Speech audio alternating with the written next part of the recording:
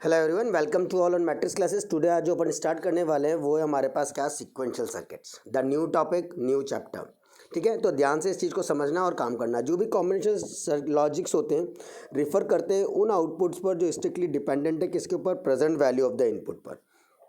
ठीक है, हर चीज़ जो डिपेंड करती है वो इनपुट पे डिपेंड करती है। कॉम्बिनेशन सर्किट में जैसे आप कोई भी इनपुट देते हो, कॉम्बिनेशन का सर्किट क्या होता था, उसमें ये वाला सर्किट नहीं होता था। डायरेक्ट इनपुट से डायरेक्ट आउटपुट आता था आपका। अब जो कॉम्बिनेशन सर्किट होगा उसके अंदर क्या आएगा आपका, ये नीचे वाला हिस्सा भी आएगा। मतलब रिक्वायरमेंट किसकी होगी, आउटपुट को स्टोर करने की रिक्वायरमेंट भी होगी। तो आउटपुट को आप सिस्टम में यहाँ पर स्टोर भी कर सकते हो। तो स्टोर करने के लिए आपको मेमोरी एलिमेंट्स की रिक्वायरमेंट होगी।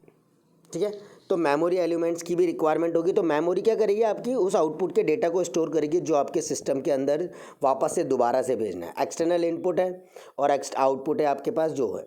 As soon as input are change, जैसे जैसे इनपुट बदलेगा जो इन्फॉर्मेशन है पहले वाले इनपुट्स की वो भी बदलती चली जाएगी। ठीक है, तो सिक्वेंशियल सर्किट वो होता है जिसके अंदर आप आउटपुट को स्टोर भी कर सकते हो। वो वाली रिक्वायरमेंट भी आप कैपेबल होगे उसको पता करने के लिए। ठीक है, तो सबसे पहले मैं इन दोनों का डिफरेंस ही देख लेता हूँ, कॉम्बिनेशनल सर्किट और सिक्वेंशियल सर्किट का क्या डिफरेंस होता है। तो कॉम्बिनेशन सर्किट और सिक्वेंशियल सर्किट में मेजर डिफरेंस क्या है, कॉम्बिनेशन सर्किट और sequential circuit. Output at any instant of time dependent on input present at the input. Output किसी भी इंस्टेंट ऑफ टाइम पर किसके ऊपर डिपेंड होता है, जो भी इनपुट आपके पास है उसके ऊपर डिपेंड होता है। सिर्फ डायरेक्ट इनपुट से आपके पास सिस्टम में डाला डायरेक्ट आउटपुट मिलता है। Sequential output at any instant of time depend not only on the input present. सिर्फ इनपुट पर ही डिपेंड नहीं होता, पास्ट और आउटपुट पर भी डिपेंड होता है। इसके पहले अगर कोई इनपुट निकला है या आगे और कोई आउटपुट आएगा उसके ऊपर भी ये चीज़ डिपेंड करेगी। इसको सिक्वेंशियल सर्किट कहते हैं। It does not require memory element, इसको मेमोरी की रिक्वायरमेंट नहीं होती। ऑलवेज कंटेन मेमोरी, इसमें हमेशा क्या होता है, मेमोरी के एलिमेंट्स होते हैं। ठीक है, कॉम्बिनेशन सर्किट नॉर्मल है, जितना इनपुट उतना आउटपुट। इसके अंदर आउटपुट से सीधा आपके पास क्या चला जाता है, इनपुट की फॉर्मेट भी चली जाती है। It does not require clock pulse, इसको क्लॉक पल्स की रिक्वायरमेंट नहीं होती। Sequential synchronous sequential circuit always required clock, इसको हमेशा चलने के लिए क्लॉक पल्स की रिक्वायरमेंट होगी। But asynchronous sequential circuit does not require clock pulse, but asynchronous को कभी भी क्लॉक पल्स की रिक्वायरमेंट नहीं होती। It may be a part of sequential, ये सिक्वेंशियल का पार्ट हो सकता है बट सिक्वेंशियल कभी भी कॉम्बिनेशन का पार्ट नहीं हो सकता। ऑब्वियसली बात है, देखो आउटपुट से इनपुट जा रहा है। कॉम्बिनेशन सर्किट क्या है, जैसे इनपुट दिया आउटपुट आ जाए, अब आउटपुट को दोबारा इनपुट में भेज रहे हो तो कोई फर्क नहीं पड़ता कॉम्बिनेशनल को भी। बट अगर मैं ये आउटपुट से इनपुट में नहीं भेजूँ तो हमारे पास क्या होगा, उसकी नीड खत्म हो जाएगी सिक्वेंशियल की। इसलिए सिक्वेंशियल जो है वो कभी भी कॉम्बिनेशन का पार्ट नहीं हो सकता, जबकि कॉम्बिनेशन आराम से सिक्वेंशियल का पार्ट हो सकता है। ठीक है, नेक्स्ट सबसे पहली जो चीज़ आती है वो आती है बेटा आपके पास क्या, फ्लिप फ्लॉप्स। फ्लिप फ्लॉप मतलब फ्लिप मतलब वन और फ्लॉप मतलब क्या, zero. Anything which has one is the flip and zero is the क्या, फ्लॉप। तो फ्लिप फ्लॉप एक one bit storage by stable क्या है, डिवाइसेज है। एक बिट को स्टोर करने के लिए बाइनरी वैल्यू को ये स्टोर करता है। इसका काम क्या है, बाइनरी वैल्यूज़ को क्या करना, स्टोर करना। ठीक है, जो भी फ्लिप है उसको आप क्या कहते हो, लैचेस भी कहते हो। The difference between the latch and the flip flop is the method of changing their state. मतलब लैच और फ्लिप फ्लॉप एक बहुत बेसिक चीज़ होती है जो एक साथ काम करती है। कई बार जो लैच और फ्लिप फ्लॉप्स होते हैं ये वो मेथड है of changing their state, state को बदलने वाले। The latch does not have clock input, इसमें क्लॉक इनपुट नहीं होता। But flip flop has a clock input, but flip flop के अंदर क्या होता है, क्लॉक का इनपुट होता है।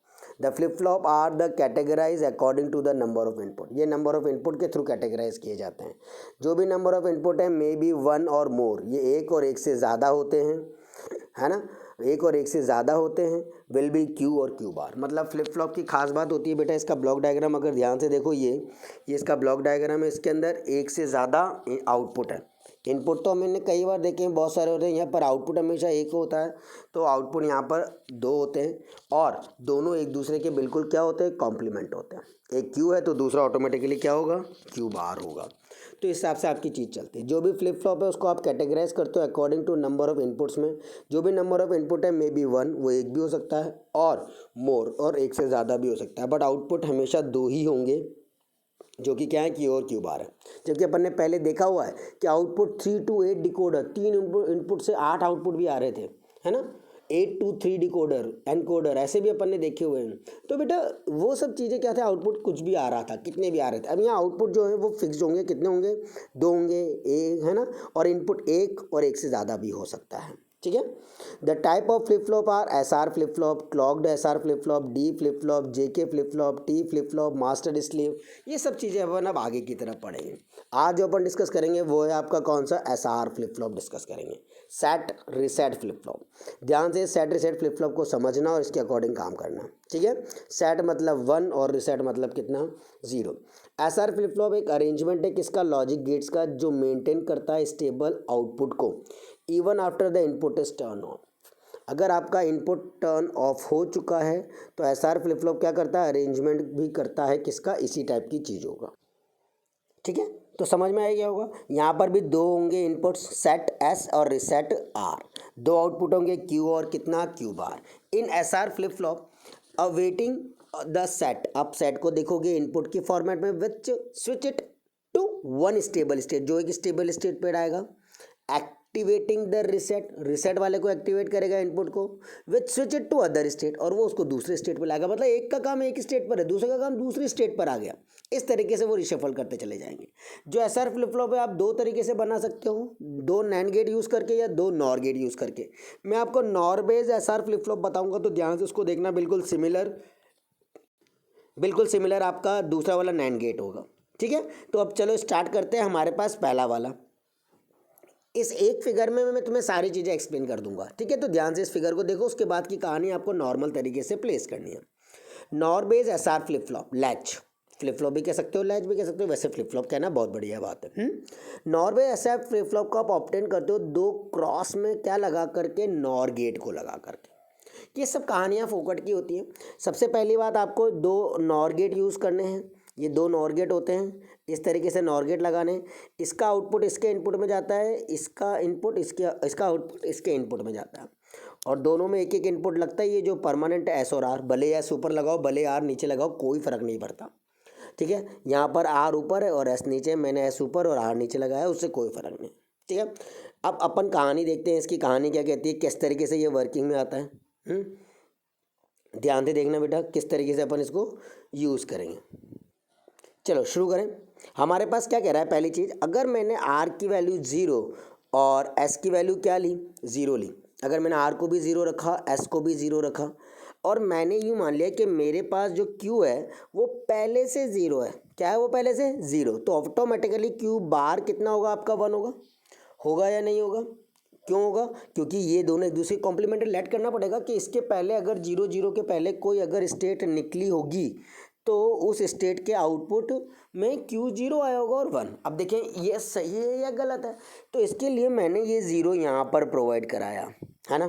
अब मैं जानता हूँ नॉर गेट के अंदर, नॉर गेट की टेबल क्या होती है, 0 0 0 1 1 0 और 1 1। नॉर गेट की टेबल मेरे के हिसाब से अब तक तो समझ में आई ही होगी। A प्लस बी के ऊपर क्या होता है, बार होता है, तो A प्लस बी के ऊपर कितना, बार। 0 प्लस 0 के ऊपर बार, 0 प्लस 0 कितना, 0, 0 के ऊपर बार कितना, 1, 0 प्लस 1, 1 के ऊपर बार कितना, 0 0, और ये कितना, 0। एक भी इनपुट अगर 1 है तो आउटपुट हमारा A प्लस बी करते हैं तो 1 आता है, और 1 का कॉम्प्लीमेंट कितना हो जाएगा, 0 हो जाएगा। तो मैंने यहाँ से भेजा, क्या भेजा, 0 इधर है और 0 ही यहाँ से हमारे पास आया, तो 0 इंटू 1 1 आ रहा है, बिल्कुल ठीक आ रहा है, देखो 1 आ रहा है। और ये वाला 1 ऊपर की तरफ गया, यहाँ पर 1 होता हुआ गया, तो 1 0 और 1 मिला करके क्या होता है, 0, देखो। हाँ, तो जैसा पहले मैंने आउटपुट लिया था वैसा का वैसा अगर आंसर आ रहा है तो इसको आप कहते हो प्रीवियस वैल्यू। क्या कहते हो इसको, प्रीवियस वैल्यू कहा जाता है। समझ गए। एक बार और एक्सप्लेन कर रहा हूँ, ध्यान से समझना क्या है गणित इसकी, क्योंकि बहुत ध्यान से समझने की ज़रूरत है इन सब चीज़ों को। ये मेरे पास सर्किट था, इसके अंदर मैंने S को क्या लिया, 0, R को क्या लिया, 0 लिया।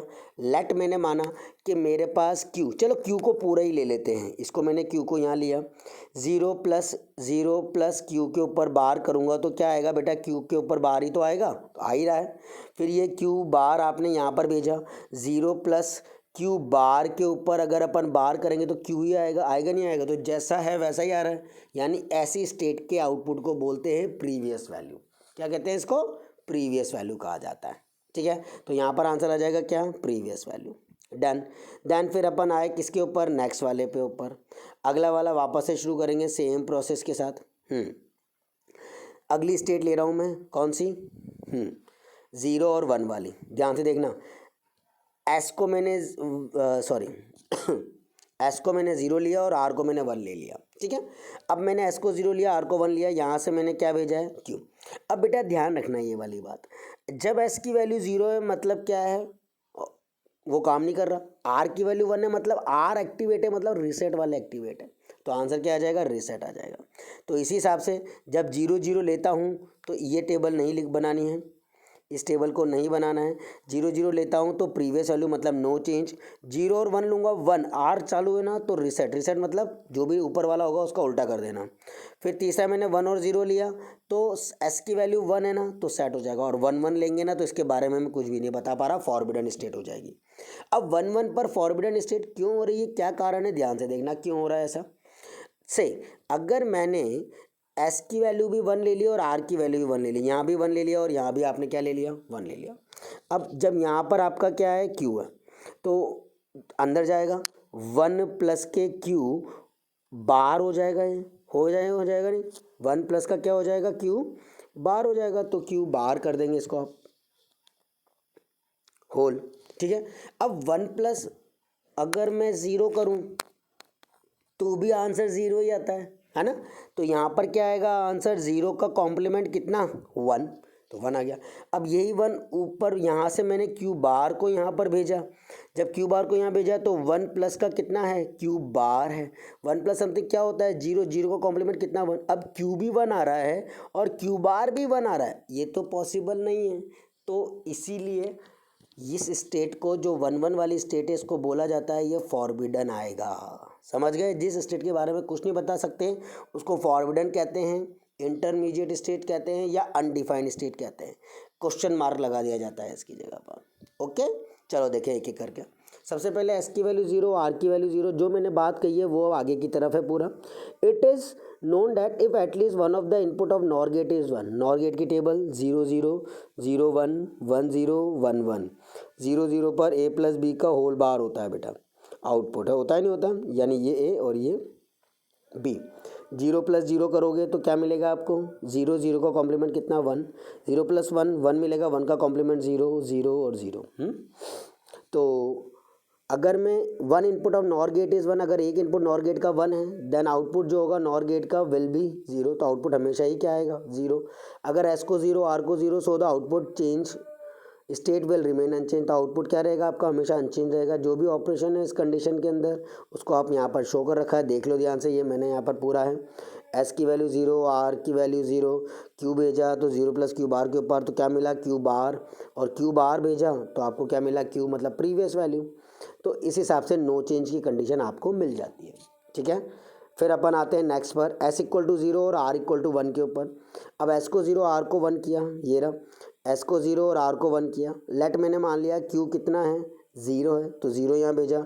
0 और 0 से आउटपुट कितना मिलेगा, 1 मिलेगा, यानी क्यू बार की वैल्यू 1 हो गई। ये 1 यहाँ पर गया, 1 1 और 1 का कितना होता है, 0, तो यहाँ मिल गया, यानी जो जैसा है वो वैसा का वैसा ही रहेगा, यानी आर की वैल्यू 1 है तो रीसेट होगा।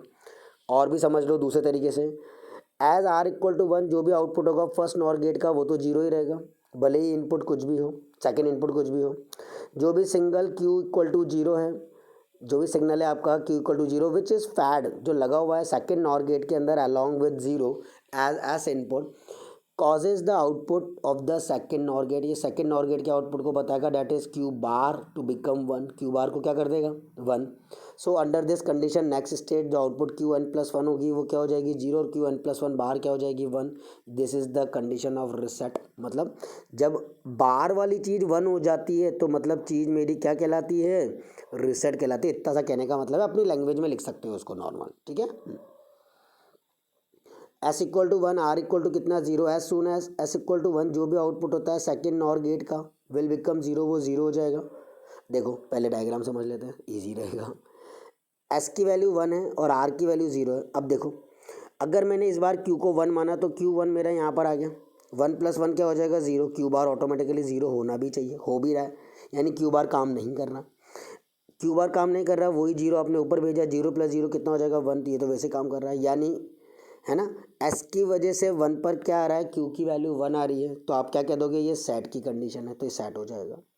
ठीक है, इर्रेस्पेक्टिव कोई भी सेकंड इनपुट हो गेट का, the signal Q bar is fed into the first NOR gate along with R equal to 0, input causes the output of the first NOR gate that is Q become 1, Q को क्या कर देगा 1।